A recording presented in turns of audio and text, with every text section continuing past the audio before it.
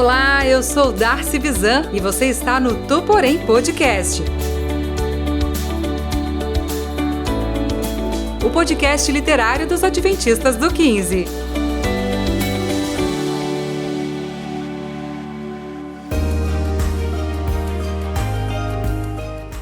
Episódio 42, O Grande Conflito, capítulos 37 a 39.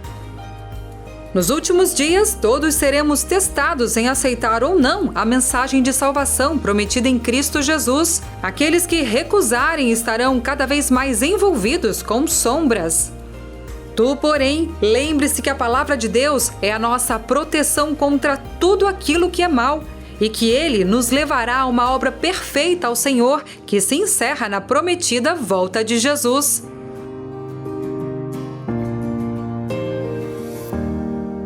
Bom dia, boa tarde, boa noite para você, querido ouvinte do nosso querido e amado podcast Tu Porém. Estamos começando mais um episódio e eu estou aqui muito bem acompanhada. Ao meu lado está ele, que é o diretor dos jovens, Luquinhas. E aí, Luquinhas?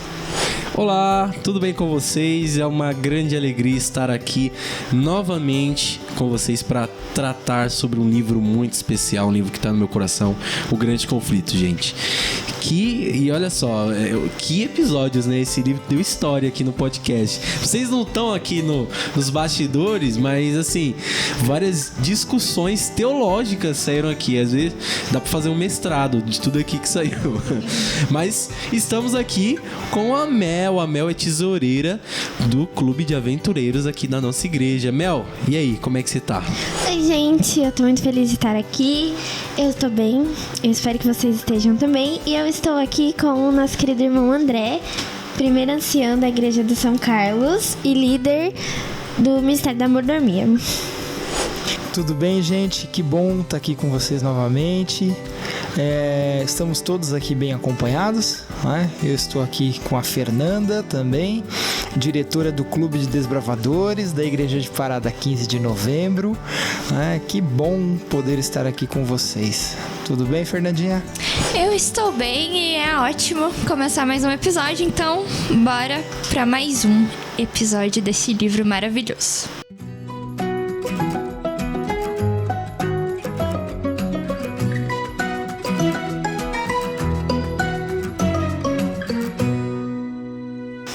Como você está vendo aí no nosso título, nós estamos então no episódio 42 e vamos comentar a respeito dos capítulos 37 a 39 do Grande Conflito.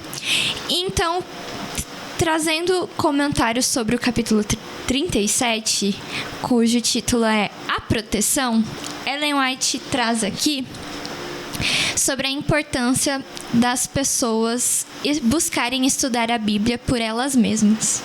Da importância de... Não sei se você escutou os outros episódios, mas até mesmo da base do protestantismo, que é a autoridade bíblica. Nós temos lá na Reforma Protestante definido os 5 solas, e um dos 5 solos, os 5 somente a Escritura.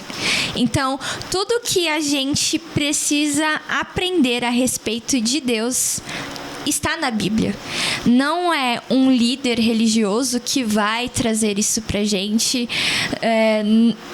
Não é um ser humano que vai trazer essas instruções.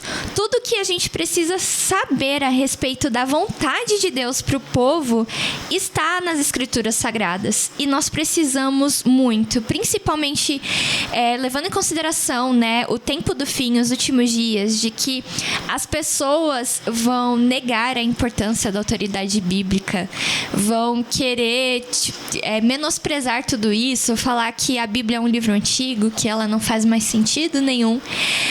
Ellen White então traz aqui que é muito importante que o povo de Deus esteja baseado e pautado somente na Bíblia.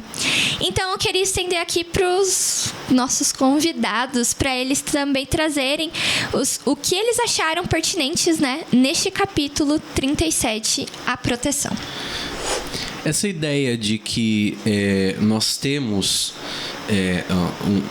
um conceito bíblico, e eu não vou mentir, o André, ele provavelmente vai falar um pouquinho disso, mas a igreja adventista, eu trabalho com redes sociais, e quando você entra no Instagram, você entra no Facebook e até mesmo no YouTube, você percebe que a igreja adventista, ela recebe um ódio de algumas pessoas.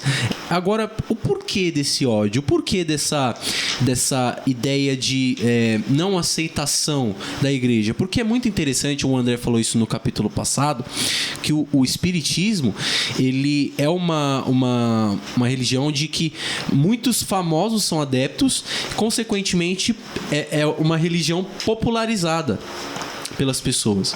Agora, o adventismo se torna uma religião que é extremamente perseguida, e não é brincadeira, às vezes em posts que nem estão falando de doutrina, e assim, é uma perseguição contínua, sabe? E o que Ellen White, ela vem trazendo nos seus livros, não só no Grande Conflito, aliás, tem um livro dela onde ela diz que se as pessoas lessem a Bíblia, estudassem a Bíblia da forma como deveriam, nem meus livros elas precisariam ler. Então é muito perigoso quando algumas pessoas do lado de fora, que não são adventistas, que só ouviram falar o que se fala dentro de uma igreja adventista, dizem que a gente adora a Ellen White, que a gente coloca a Ellen White acima da Bíblia, acima de Jesus, acima de todas as coisas, o que é ridículo. Desculpe a expressão, mas é ridículo, porque você não leu nem mesmo uma literatura sequer da Ellen White, porque ela é bem específica. A Bíblia e somente a Bíblia. Agora, quando você entra na ideia do espírito de profecia, a gente tem que pensar: Ellen White foi mesmo uma profetisa da igreja? Uma profetisa que foi inspirada pelo Espírito Santo? Nós, como adventistas, cremos que sim. Agora não vou entrar nesse assunto porque é amplo, né? Mas é muito interessante quando vamos pro lado de fora e vemos o ódio completo, né? Pelo lado de dentro. E a Fernanda acabou de falar que nós temos o conceito de sola escritura, né? Nós cumprimos o que está na Bíblia. Dando continuidade aqui ao capítulo A Proteção, é muito interessante, porque, por exemplo, logo no primeiro parágrafo diz assim: Deus conduz seus seguidores à Bíblia como sua única proteção contra o poder dos espíritos maus. Ela vai dizer também que a Bíblia é a única regra de fé,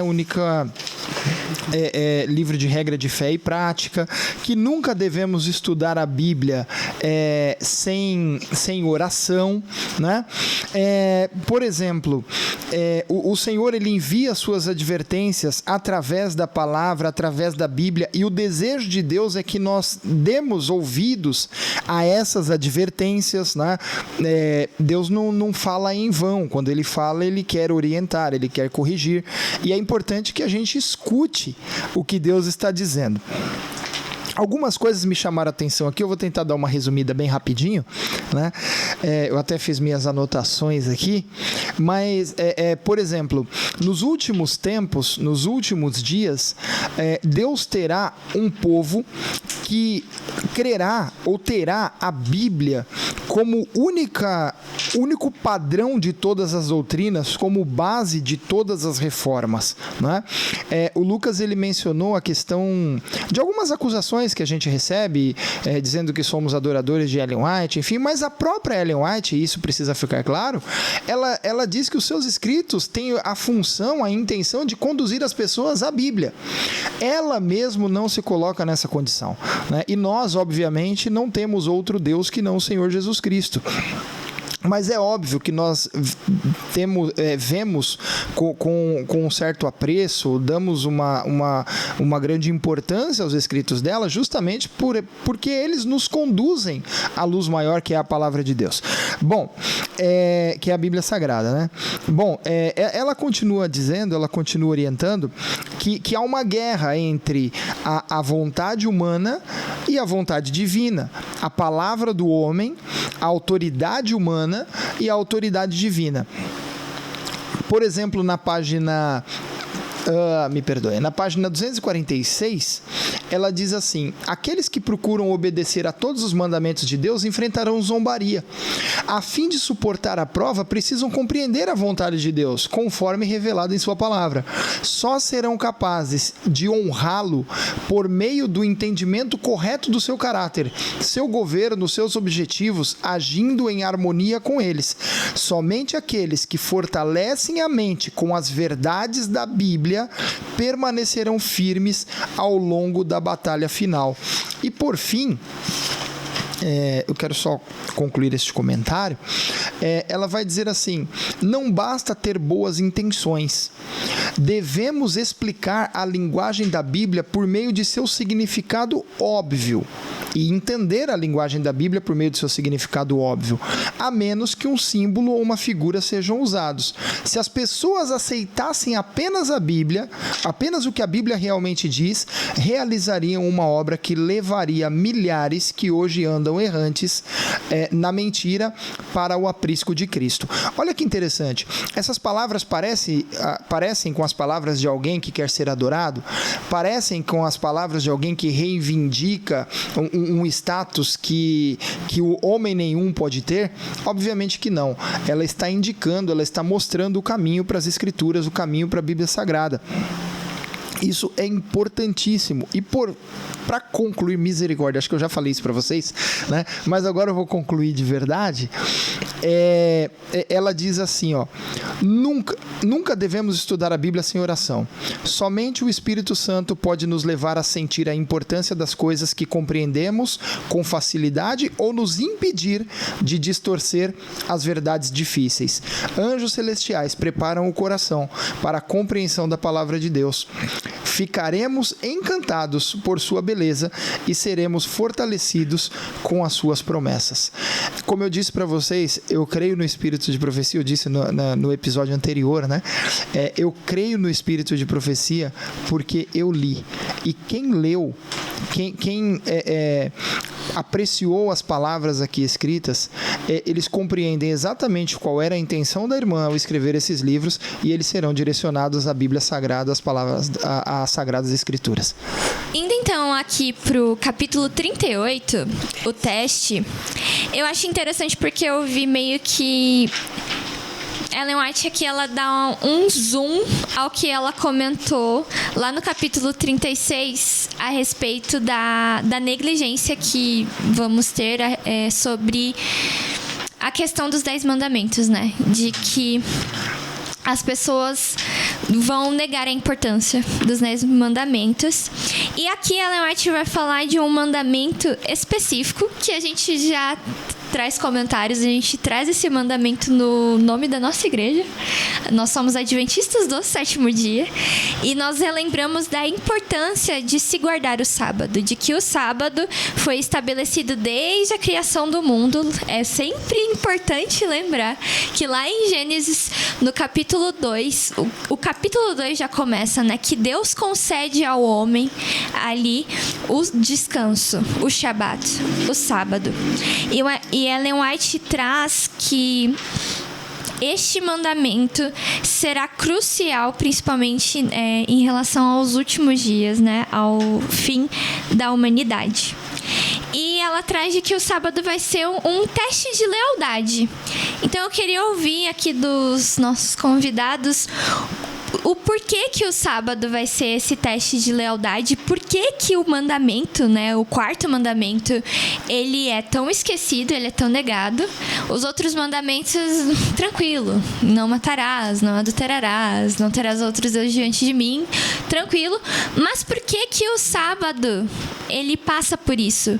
Por que sempre falam, não é mais o sábado que a gente guarda, é o domingo? Enfim, gostaria de ouvir, então, os nossos convidados, o que eles têm a dizer sobre este capítulo. É muito interessante quando a gente vai nessa ideia do sábado, sobre o mandamento. Por quê? O porquê que a gente, né, como adventista do sétimo dia, e não só a gente, né, que guarda o sábado, né? Também tem batistas que guardam, o próprio judeu guarda o sábado. E como a Fefs falou, muito bem dito, que o sábado, ele vem desde o Jardim do Éden, né? Ele foi instituído lá. E esse mandamento, ele ficou ofuscado de tamanha forma que você falar que você deve guardar o sábado, para muitas denominações virou algo absurdo de se falar. É algo antibíblico, é ridículo de se dizer. E quando vamos para a Bíblia, nós percebemos que no Antigo Testamento o povo de Deus já guardava o Shabat. Quando vamos para o Novo Testamento, Jesus guardou o sábado, os discípulos guardaram o sábado. Anos após a cruz, Paulo guarda mais de 60 sábados. Então é muito antibíblico e também você não é trabalhar com a verdade na história, né? Você dizer que o sábado ele não é um mandamento que está em vigor, no caso. E Ellen White, ela traz justamente isso porque é o que mais vemos por aí, né? Você cumpre todos os 9, mas o quarto você deixa de lado, né? Você esconde ele certinho para que ninguém saiba, né? E quando vamos até no catolicismo, eles não mudaram só o sábado, né? Você teve uma mudança mais ampliada aí, né? De muitos outros mandamentos. Mas o que é mais interessante é que o sábado, ele nos traz a ideia, para mim, no caso, que nós temos um Criador a quem devemos prestar contas. E aliás, ele também nos lembra, né? Deus colocou um santuário no templo. Porque por mais que o ser humano tente fazer qualquer coisa, não há coisa que ele faça, aliás, que tire o sábado. Porque você querendo ou não, esse dia vai vir, né? Pode parecer até meio clichê, mas é algo que precisa ser considerado. Quando Deus ele entrega ao povo os 10 mandamentos, se você observar, antes de cada mandamento há uma ordem, é imperativo, é dever, né? Deus manda não ter outros deuses, Deus ordena não fazer imagens, Deus ordena não chamar o seu nome em vão. Mas quando Deus ele chega no 4º mandamento, não há uma ordem, mas há um aviso, há um lembrete. Ele diz assim: lembra-te do dia do sábado para o santificar. A impressão que dá é que Deus ele já estava nos avisando que esse dia seria esquecido, que esse dia seria deixado de lado. No podcast anterior, o Lucas comentou o fato de que nós observamos 9 mandamentos, mas o 4º mandamento nós deixamos de lado, né? Eu queria mencionar, se vocês me permitirem, 2 textos da Bíblia, só para reforçar a importância deste mandamento. Um está no livro de Mateus, capítulo 5, versículos 17 a 19, que diz assim: não penseis que vim destruir a lei ou os profetas. Não vim para destruir, mas para cumpri-las. Em verdade vos digo que até que o céu e a terra passem, nem uma letra ou um traço se omitirá da lei, sem que tudo seja cumprido. E agora o texto importante: qualquer que desobedecer um destes mandamentos, são 10. Mas qualquer que obedecer um desses mandamentos, por menor que seja, assim assim ensinar os homens, será chamado menor no reino dos céus. Aquele, porém, que cumprir os mandamentos e os ensinar, esse será chamado grande no reino dos céus.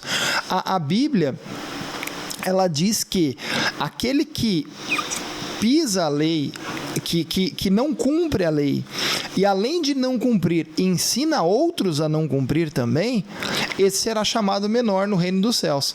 E hoje eu estava na igreja que eu frequento, eu mencionei esse texto, aí um irmão ainda brincou comigo, ele falou assim, pô, mas ser chamado menor no reino dos céus não é um problema, porque você vai estar no reino dos céus. Não é isso que o texto diz. Você será chamado menor pelo reino dos céus. O reino dos céus te verá como alguém pequeno, como alguém de pouca importância. Mas se você guardar a lei e ensinar outros a guardar, você será considerado grande pelo reino dos céus. E aí fica aqui a proposta, né? Nós podemos ser considerados grandes ou pequenos pelo reino dos céus. Como nós queremos ser vistos pelo céu? Eu acho interessante o título do capítulo ser o teste, porque principalmente pra gente que é adventista, o sábado a gente já é testado pelo sábado. Quantas entrevistas de emprego, eu não muitas, mas com certeza, vocês que estão ouvindo, com certeza, o sábado foi um ponto. Em quantas conversas de amizade você já não foi testado por causa do sábado? Porque pra maioria o sábado não é nada. E aí é exatamente nesse ponto que você tem que defender a sua fé. E vai chegar um tempo que não está longe, está muito perto. Que não vai ser só mais mas por que você guarda o sábado? A gente vai ser obrigado a decidir se você vai mesmo negar tudo, seu emprego, até mesmo negar até a sua família, ou por Deus, pelo sábado, ou pelo seu conforto. Porque vai chegar um tempo que o sábado vai ser o ponto crucial. Então, que a gente possa ter a escolha certa. O conhecimento está aí para nós buscarmos, a Bíblia está aberto, a gente pode ter acesso a qualquer momento, mas vai chegar um momento que não vai ter. Como o sábado também vai chegar um tempo que não vai ser mais só uma escolha banal. Como já não é, né? Mas... eu sei que é um assunto que gera bastante dúvidas, mas se você que está ouvindo tiver alguma dúvida, procure a igreja adventista mais próxima e com certeza haverá pessoas capazes de esclarecer essa questão para você. Bom, eu havia dito antes que eu queria mencionar 2 textos, na verdade eram 2 tópicos, tá? Porque eu acabei mencionando até mais de 2 textos, mas eu queria só dar continuidade. No livro de Lucas, capítulo 23, do versículo 53 até o capítulo 24, versículo 1, eu acho que tem um texto bastante importante para a gente entender a questão da abolição ou não do dia de sábado. A Bíblia diz assim, verso 53 do capítulo 23. Então, tirou o corpo do madeiro, envolveu-o num lençol e colocou-o num sepulcro cavado numa rocha, onde ninguém havia sido sepultado. Nós estamos falando aqui da morte de Cristo, ok? E as mulheres foram ali embalsamar o corpo de Jesus. O verso 54 diz assim, era o dia da preparação e ia começar o sábado. Segundo o livro de Levíticos, o dia da preparação é a sexta-feira. Né? É o dia que você prepara para receber o Shabat, para receber o sábado. Isso aconteceu, a morte de Cristo aconteceu mais ou menos por volta das 3 horas da sexta-feira, né? Isso é sabido de todos, ou pelo menos da maioria. Essas mulheres chegaram para embalsamar, era dia da preparação e ia começar o sábado. O verso 55 diz assim, as mulheres que tinham vindo com ele da Galileia seguiram a José e viram o sepulcro e como o corpo fora ali colocado. Então voltaram e prepararam especiarias e perfumes, e no sábado elas descansaram conforme o mandamento, diz o texto. No primeiro dia da semana, que é o domingo, bem cedo, elas foram ao sepulcro levando especiarias que tinham preparado. Bom, aqui tem uma situação que para mim ela é bastante interessante, eu acho que cabe uma análise. Vamos lá. Alguns alegam que o sábado ele foi abolido e que Jesus aboliu o sábado. Se Jesus realmente aboliu o sábado, nós temos um problema aqui, porque Jesus ele aboliu o sábado e esqueceu de avisar os seus discípulos. porque eles continuaram guardando o sábado conforme o mandamento, diz o texto. Havia uma lei, uma ordem para que o sábado fosse guardado, né? E era algo tão caro aos olhos delas, tão precioso, que elas não deram continuidade no próprio embalsamento do corpo do mestre.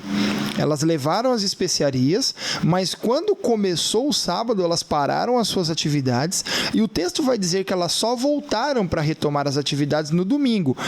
Obviamente, nós sabemos que o mestre já não estava no túmulo, ele havia ressuscitado. Mas percebam que durante todo o período do sábado, elas não se envolveram com essas atividades. E aí fica aqui a questão. Será que Jesus esqueceu de avisar que o sábado havia sido abolido? Ou será que o sábado não havia sido abolido e todos nós temos o dever de guardá-lo? Bom, indo pro nosso último capítulo aqui que nós vamos comentar, o capítulo 39, eu acho importante só comentar brevemente que nos capítulos anteriores a gente falou a respeito do que a gente acredita ser o juízo investigativo. Que lá, não sei se você, ouvinte, lembra, que a Igreja Adventista, ela surge a partir de um desapontamento. As pessoas começaram a estudar, se debruçaram principalmente nos livros de Daniel e de Apocalipse e chegaram... Diante dos estudos, elas chegaram à conclusão de que Jesus voltaria no dia 22 de outubro de 1844. Mas como eu sempre gosto de dizer, como eu e você estamos aqui, Jesus não voltou em 1844. E aí eles passaram a buscar, a estudar a respeito, a investigar o que teria acontecido exatamente nesse dia. E a partir de outros estudos também, eles chegaram à conclusão de que nesse dia, né, no dia 22 de outubro de 1844, teria então o início do que a gente chama, né, dentro da nossa doutrina da Igreja Adventista, de o juízo investigativo.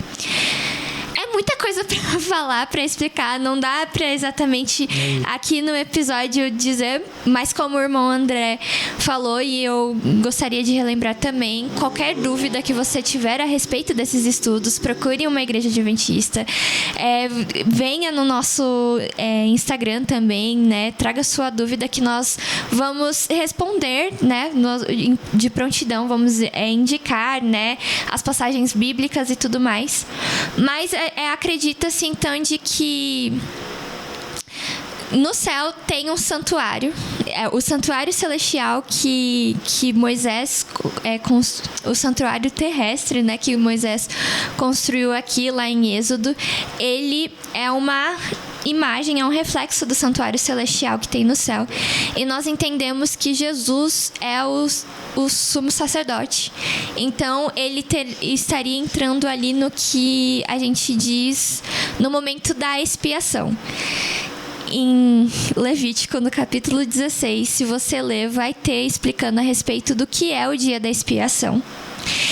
Mas um ponto importante do dia da expiação é que o sumo sacerdote, ele entrava no lugar santíssimo. Era o único momento que ele adentrava o lugar santíssimo. E por que eu tô dando toda essa introdução? Porque no capítulo 39 nós vamos falar da angústia, que é exatamente o momento em que Jesus vai deixar o lugar santíssimo, né? É um momento de finalização do que seria da expiação, do juízo investigativo. Ele deixa o lugar santíssimo e é um período que nos fins dos tempos, né? No tempo do fim, a igreja vai passar, pelo que o capítulo diz, por uma grande angústia. O Espírito Santo vai chegar um momento em que o Espírito Santo ele não vai estar mais nas pessoas, ele vai se retirar da humanidade e vai ter esse período de angústia. É meio angustiante falar disso muito rápido, assim. Mas eu gostaria também de estender aqui para os nossos convidados, para eles trazerem os pontos deles, né? Já também como consideração final, para a gente finalizar o capítulo. Mas, novamente, destaco da importância. Se você ficar com alguma dúvida, não hesite em trazer os seus questionamentos. Nós vamos ter o prazer de responder e tirar todas as dúvidas.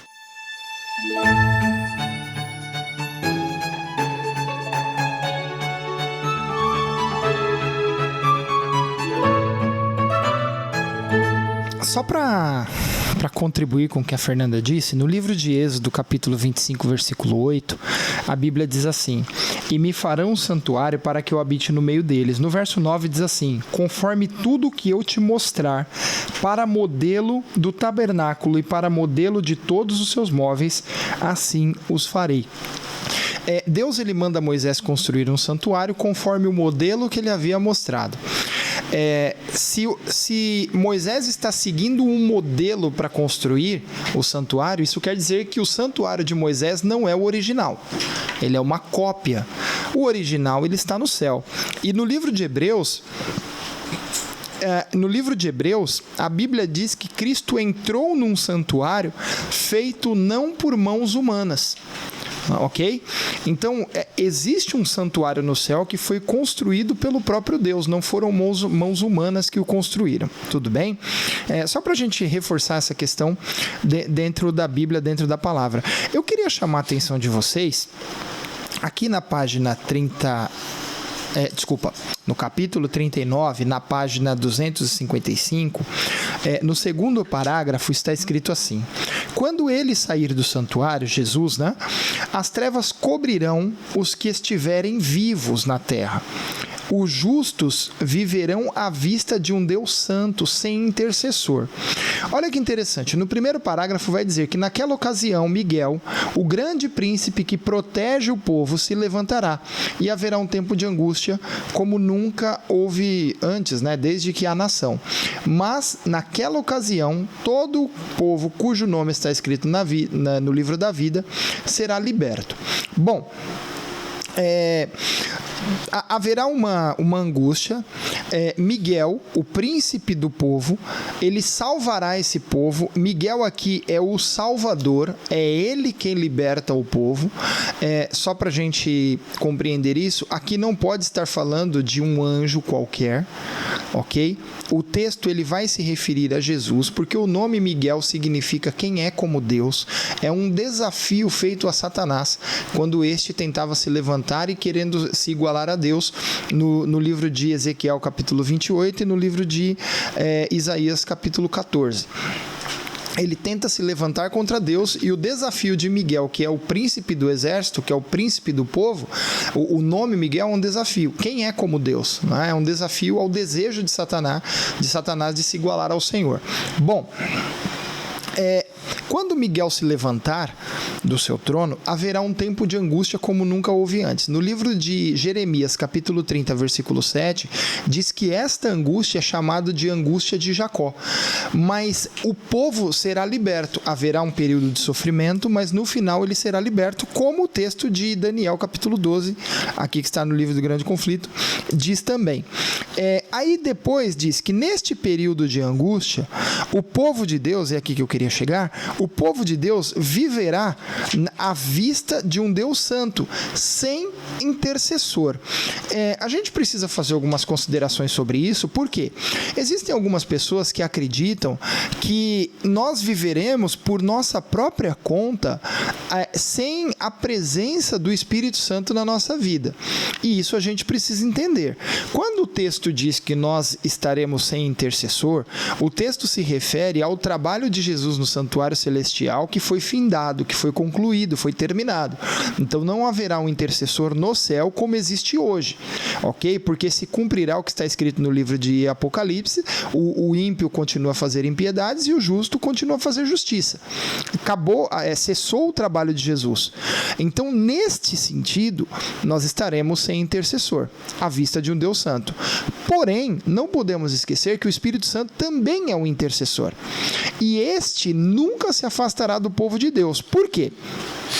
O que é um cristão? Assim como falamos no outro episódio sobre o que é uma alma vivente, que é a junção do barro com o fôlego de vida, o cristão é o resultado da junção de uma pessoa pecadora com o Espírito Santo. Quando o Espírito Santo atua na cabeça, atua na vida, ele entra na vida do cristão, do ímpio, este ímpio, mudado, transformado pelo Espírito Santo, ele passa a ser um cristão. Sem a presença do Espírito Santo, ele volta a ser um ímpio. Ok?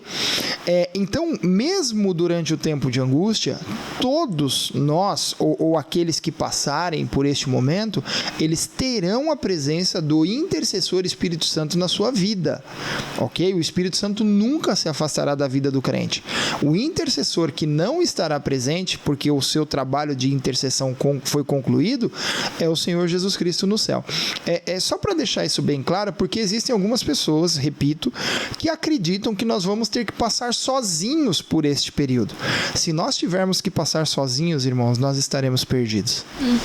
Eu costumo sempre puxar um pouco pro lado filosófico da ideia de que se não houver juízo, né, parafraseando talvez os irmãos Karamazov, mas se não houvesse essa fase de juízo, se não houvesse um Deus que estivesse intercedendo por nós, que estivesse olhando para tudo que está acontecendo aqui agora, aí eu literalmente eu não gostaria muito de ser ateu, cara, porque é muito triste e a gente vê tamanhas desgraças que acontecem por aí, guerras, enchentes, coisas terríveis, e às vezes a injustiça acontecendo de forma completamente natural, sabe? É aquela ideia, né, onde o noticiário apresenta pra gente que aconteceu um atentado e eles usam a palavra somente, né? Somente 20 pessoas morreram. Não, houveram vidas perdidas, né? E assim, se não vai haver um juízo investigativo, se não vai haver um juízo final sobre todas essas coisas, então não existe esperança. Então tudo que a gente está vivendo aqui é uma piada de mau gosto. E assim, a Bíblia, ela é categórica em dizer que sim, Deus vai julgar todas as coisas.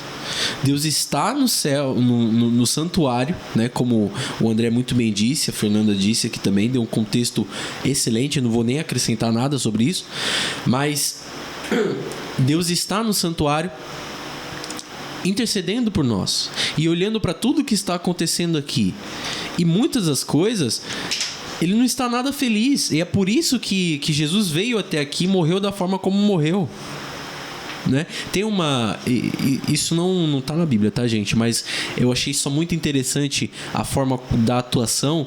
Mas na série The Chosen, por exemplo, tem uma cena onde Jesus está conversando com Mateus e Mateus começa a questionar Jesus sobre o radicalismo que ele comenta, que ele parece afirmar ali no Sermão da Montanha. E Jesus solta uma frase que eu achei impressionante. Você acha que quando eu vim aqui pra terra, pra falar pra vocês, pra me sacrificar por vocês, eu vim aqui porque tava tudo certo? Porque eu queria que vocês continuassem da maneira como vocês estão? Obviamente que não. Então o juízo é preciso que aconteça, né? E basicamente esse capítulo para mim foi uma ideia bem esperançosa, para muitos terrível, né? Porque vai acontecer um juízo realmente e nada do que você fez vai ficar escondido, coisas boas e ruins, mas aí está a grande esperança no meio do grande conflito, né? Gostaria de encerrar então aqui no capítulo que nós estamos comentando, né, a angústia, na página 261. O subtítulo Proteção Sobrenatural diz o seguinte: Deus posicionará anjos ao redor daqueles que cumprirem a ordem de Cristo para perseverar.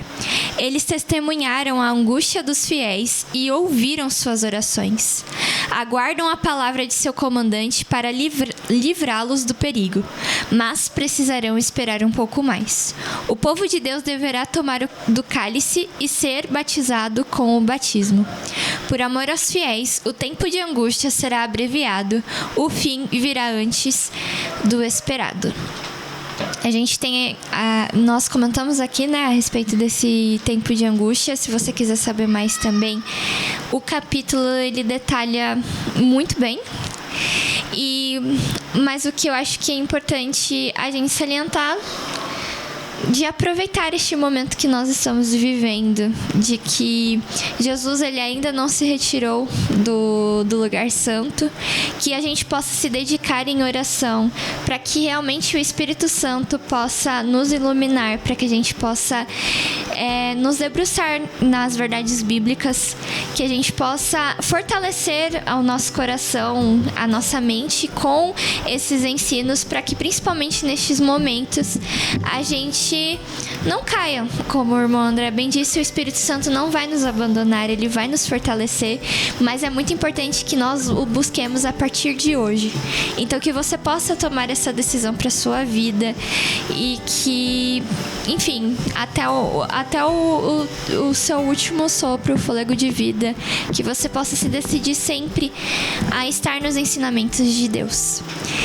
E nós encerramos por aqui, então, mais um episódio. Eu gostaria de agradecer você, ouvinte, que nos acompanhou aqui, agradecer os nossos convidados que trouxeram pontos muito pertinentes e lembrar que você consegue ter acesso ao livro Grande Conflito através do link que nós vamos disponibilizar aí da Casa Publicadora Brasileira, que é o e-book. Você consegue baixar o PDF. Você também consegue adquirir um exemplar físico visitando uma das igrejas adventistas do sétimo dia. Então, fique à vontade para pedir. Tenho certeza que vão entregar para você com muita felicidade e vão, enfim, trazer também pontos pertinentes sobre os estudos, tudo que foi comentado aqui.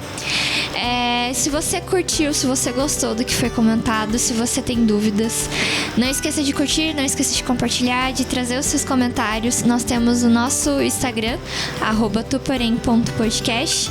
Nós estamos disponíveis para tirar qualquer dúvida. Enfim, muito obrigada por estar aqui conosco. Nos vemos então no próximo episódio. Um abraço e até mais.